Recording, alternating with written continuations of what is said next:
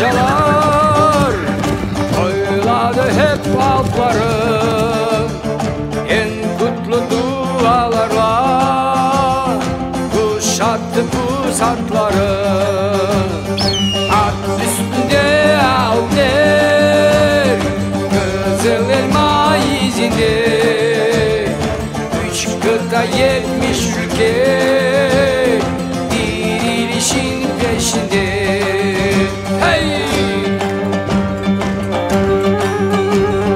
Gök çadır güneş bayrak kara toprak vatandır. Elden düşmeyen sancak göre pusat durandır. Hey hey hey, gök çadır güneş bayrak. Hey hey hey, kara toprak vatandır. Hey hey hey, elden düşmeyen sancak. Hey hey hey, gören pusat durandır. Türkler gelecek. Adaletin kılıcı, yiğitliğin yurduyuz. Zalimlerin yavuzu, cesaretin kurduyuz.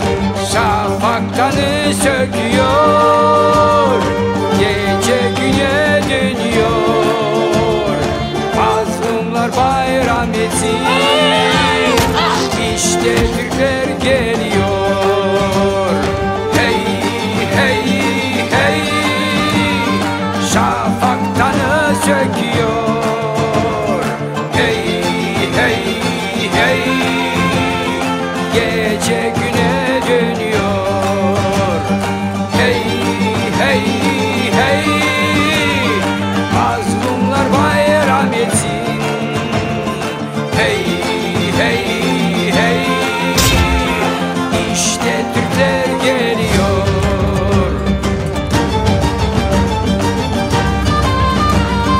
Türkler geliyor, Türkler. Türkler geliyor.